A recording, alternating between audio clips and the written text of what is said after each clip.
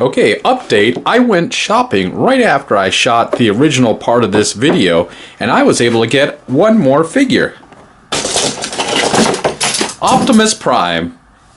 We also want to compare him to probably the closest match we can. The Classics Optimus Prime.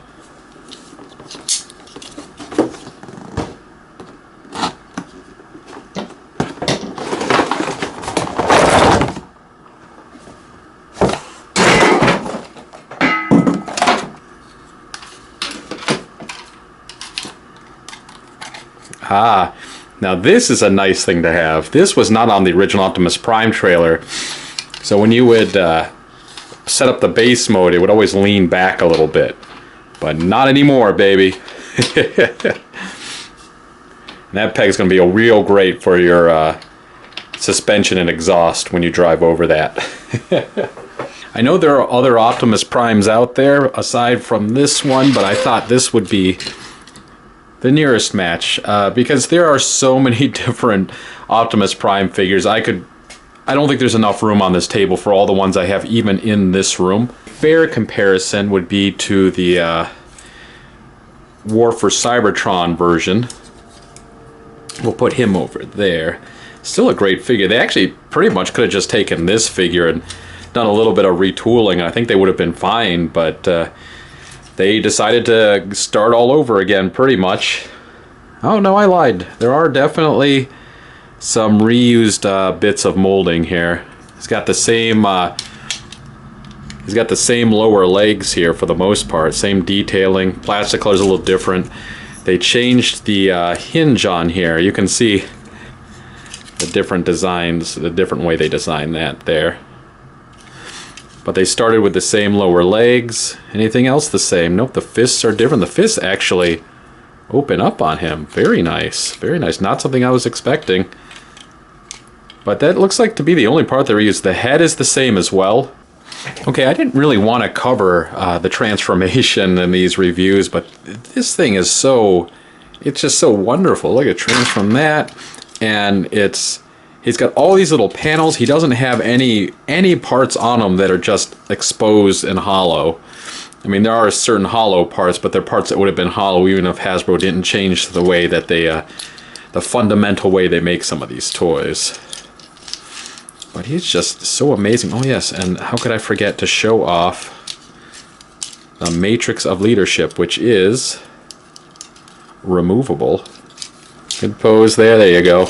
He's got the Matrix.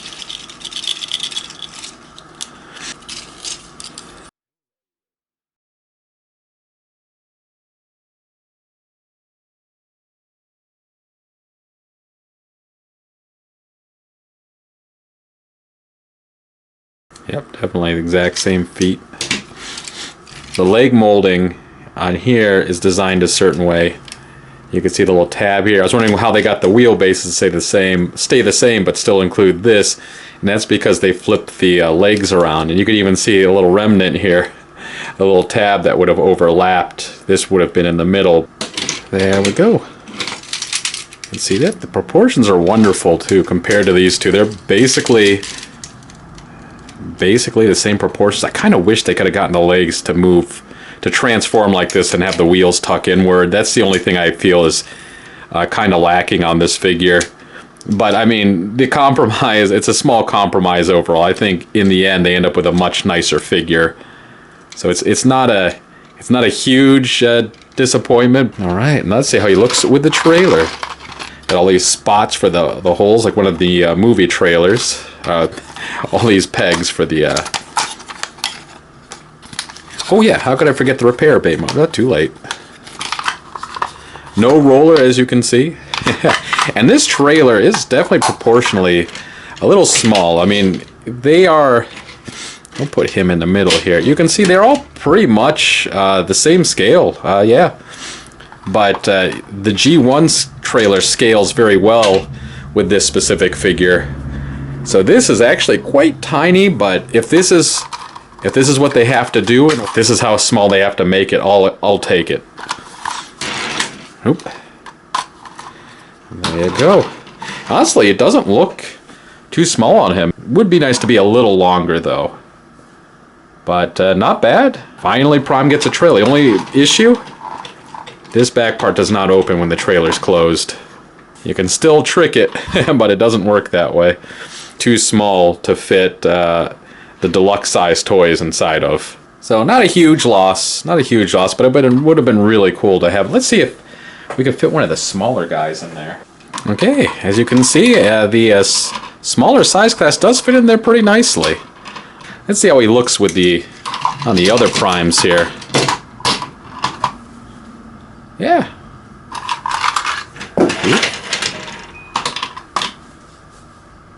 Yeah, maybe not. There it is.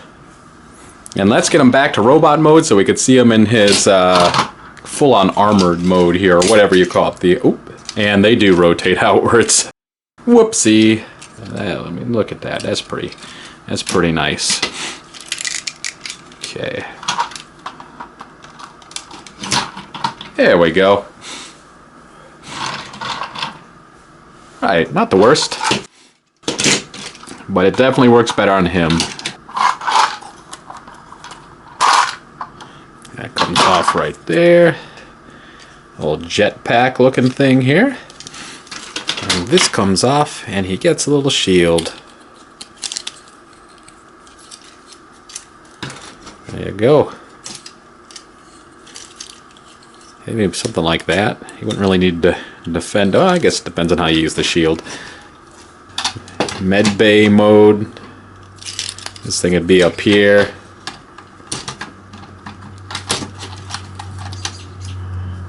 Yeah, you get the idea. Little flippy hand things here. You do whatever you like with that.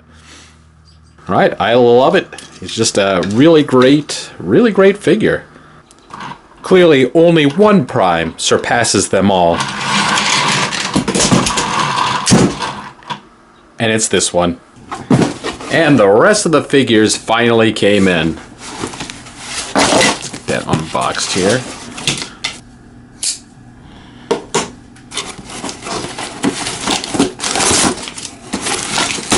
Oh. Okay, this is pretty cool. I didn't actually order these. These must have just been a freebie for the order. Alright. I mean, cool. I still have to learn how to play this game. We've got Earthrise Hoist. Earthrise Cliffjumper. And Earthrise Wheeljack. Alright. Now that's definitely all the figures I ordered. I gotta say, I do like these classics figures. Slash generation, slash reveal the shield. Whatever you want to call them. I really do like... I really do like them. But I'm thinking I'm going to like the new figures a lot more. I do think this is a much more badass and less tubby looking Hoist. But I am a G1 purist. There's nothing wrong with the new stuff and having new takes on figures, but I really like seeing something that's a more familiar design to me. Especially in the case of something like Cliffjumper. It looks like he's shrunk a little bit, that's alright. But with Cliffjumper, he just has a red bumblebee head. And I know there's upgrade kits and that out there that eventually got rather expensive. It's just, this figure just never quite did it for me. Well, I'll just get these guys out of the way. We'll be nice to them this time. No more tech specs or anything anymore. They used to have a blurb even that would say, even just like a function real quick, like this scientist blasts away with his missile launcher. But we don't even get that anymore. But that does happen from time to time. They'll do a line or two that doesn't have any sort of tech spec, and they usually make some sort of a comeback. But I understand they're trying to do something new and fun, and I really like how these became wrenches to make use of this clip, not to just pretend like it wasn't there. There we go. Whoops, his back part. And he does still have a shoulder missile launcher here. There you go. Very tight fit. Too bad it doesn't launch. There we go. Definitely not as beefy. He stands, really, the height is right about the same.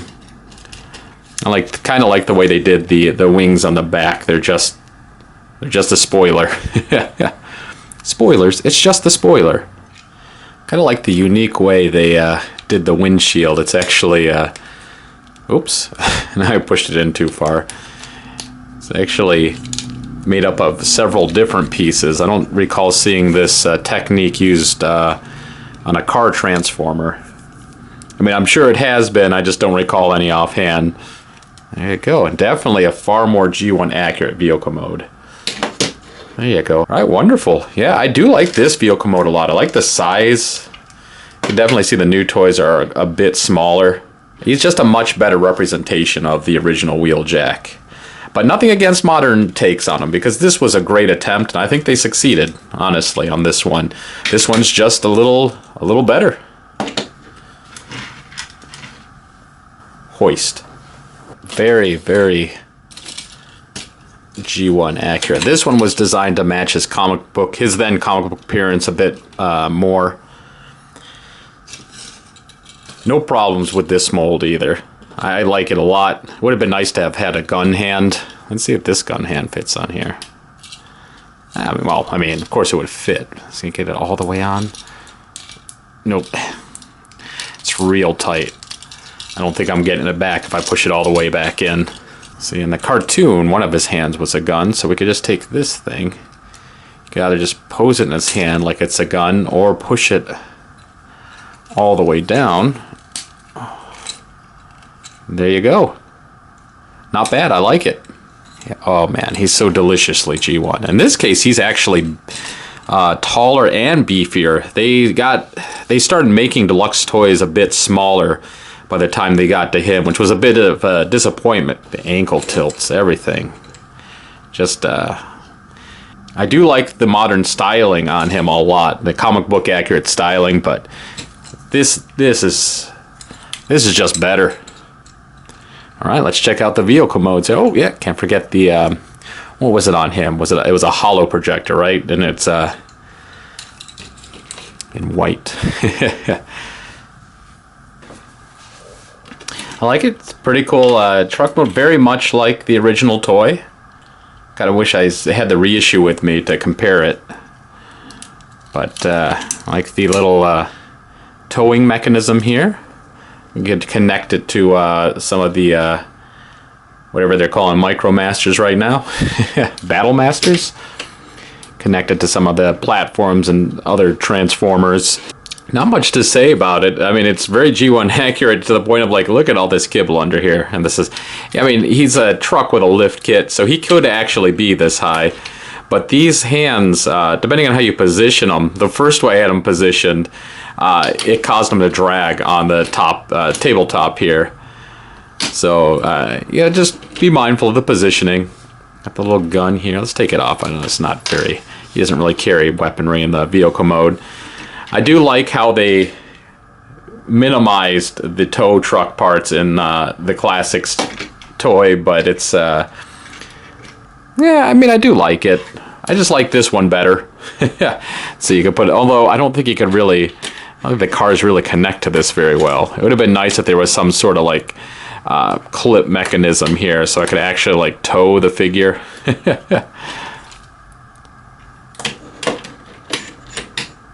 Yeah, nothing there really. Maybe could have towed Wheeljack. But overall, this is the representation of the figure I've wanted for a very long time. There you go. Cliffjumper. Now we can see he's significantly smaller. Definitely, that's much smaller, but you know what? It fits. It's fitting for the character. Okay, like here's Titan Returns Sea Spray, and he's right about the same height. These guys are technically different size classes, but they're really, really close. I kind of like how they did this, honestly. He's still small like the original bots was originally, and he comes with a gun that he used in one episode of the show, which is fine, because, I mean, he doesn't really have a signature weapon otherwise. All right, let's get some vehicle modes in here. One thing that I thought was kind of interesting. He's got this big old backpack on here, but to transform him, I know you could leave this on. It affects him in both modes, but you just try to pull it off, and there's no. This is how you get a less bulky cartoon appearance anyway, and I know it's nice. I like that it's an option, but it would have been kind of nice if you could have just left it on without removing it. I understand it, it makes him a parts farmer, but I understand that you could do some cool things with it. You got a shield now. It's not the worst thing, but it would have been nice if there was a way to have left this on during transformation.